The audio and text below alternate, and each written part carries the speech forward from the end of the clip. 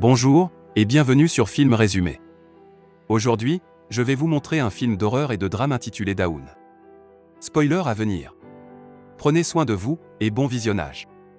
Jennifer est l'une des dernières personnes à rester au bureau un vendredi soir. Elle va prendre un avion pour New York pour le week-end prolongé afin de voir son ex-fiancé pour la Saint-Valentin. Elle lui envoie un mail pour le prévenir.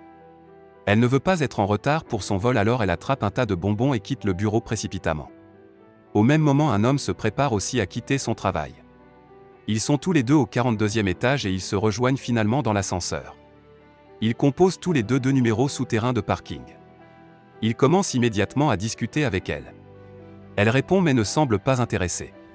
Il lui montre également une gravure inquiétante sur le mur, en disant que la personne qui a fait ça devait être complètement fêlée. Puis l'ascenseur s'arrête soudainement. Plus rien ne fonctionne. Ils essaient de faire signe à la caméra mais personne ne répond toujours à leurs appels. Pour aggraver les choses, aucun de leurs téléphones n'a de service car ils sont 4 étages sous terre. Jennifer se demande où est la sécurité de l'immeuble et craint de rater son vol. Quelques minutes plus tard, ils essaient d'appeler à l'aide et de frapper à la porte mais personne ne les entend. Ils ont l'idée qu'il pourrait y avoir une trappe d'évacuation, alors elle monte maladroitement sur ses épaules pour vérifier le plafond de l'ascenseur, sans succès. Elle se fait un peu mal à la main en frappant dessus, alors ils la reposent. Ils n'arriveront pas à l'ouvrir à la main. 1 heure plus tard, Jennifer se rend compte qu'elle n'aura jamais son vol et maudit la terre entière. L'homme essaie de détendre l'atmosphère, sans succès. Prise de remords, elle décide finalement de lui demander son prénom et se présente finalement. La femme s'appelle Jennifer et l'homme John. Ils commencent à discuter plus ouvertement. Jennifer a soif mais n'a plus d'eau dans son thermos, alors John lui en propose. Ils se disent qu'ils pourraient ouvrir le vin que John a sur lui et réalisent qu'ils ont tous les deux un ouvre-bouteille sur eux. Jennifer refuse finalement, mais accepte l'eau de John en guide de consolation. Elle lui offre des bonbons, et propose de préserver leur ration car ils pourraient se retrouver coincés dans l'ascenseur jusqu'à mardi, car lundi est férié. 4 heures plus tard, Jennifer doit faire pipi et n'arrive plus à se retenir et John lui suggère d'utiliser son thermos. Il ferme les yeux et se bouche les oreilles. Elle complète la gravure au mur de l'ascenseur pour la rendre plus joyeuse. Il commence à parler de choses plus personnelles. Le gars lui dit qu'il n'a personne car il est trop obsédé par son travail. Jennifer dit qu'elle est pareille. Elle lui dit qu'elle voulait surprendre quelqu'un à New York mais qu'il ne voulait probablement même pas qu'elle vienne. Ils se décident finalement à ouvrir le vin que John avait sur lui. Ils boivent au fait d'être vivants. Plus tard, ils décident de s'occuper en se dessinant. John avoue l'avoir déjà vu dans l'immeuble. Il ne l'a pas dit auparavant pour ne pas ressembler à un harceleur et la mettre mal à l'aise. Elle ne le prend pas aussi mal qu'il le pensait. En fait, elle en rit. Ils terminent leur dessin et se les montrent. Son portrait de John est une blague alors que le sien est beaucoup plus sérieux. Jennifer s'excuse et prend une photo du dessin en expliquant qu'elle en fera sa photo de profil s'ils survivent.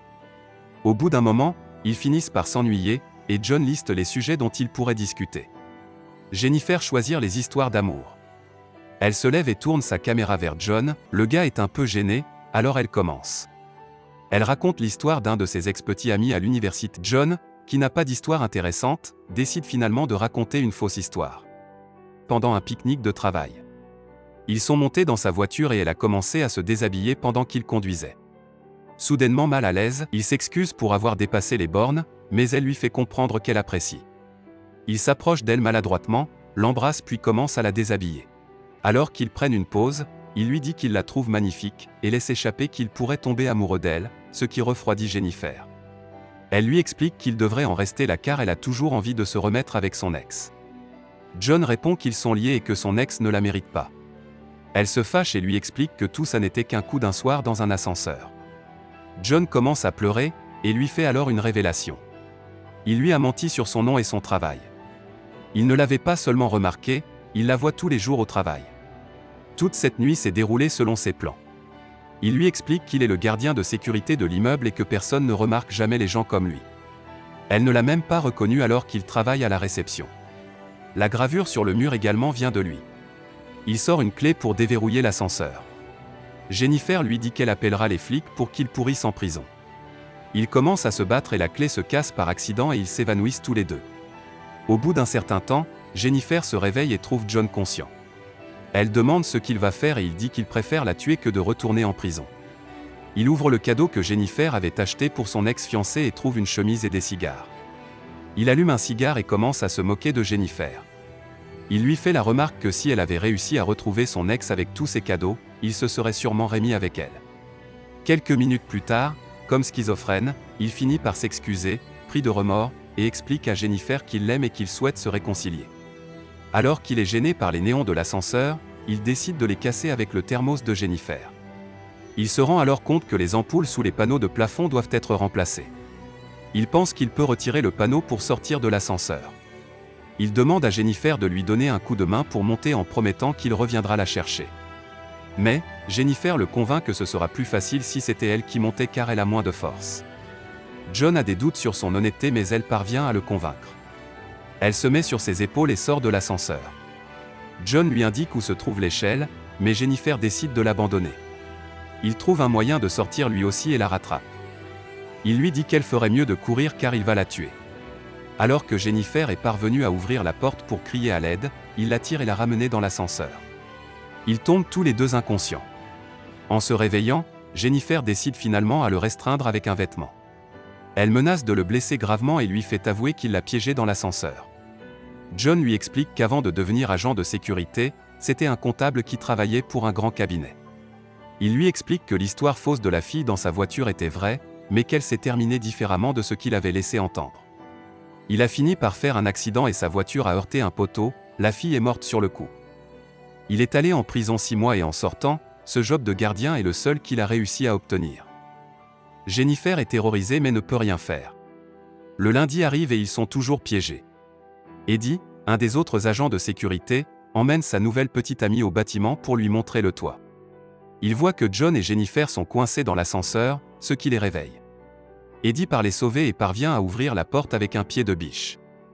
John parvient à assommer Jennifer et demande à Eddie de lui donner les clés de l'ascenseur. Il tend un piège à Eddie et lui explique que ça ne fonctionne pas. Eddie décide de venir le rouvrir et John rallume alors l'ascenseur et le coupe en deux.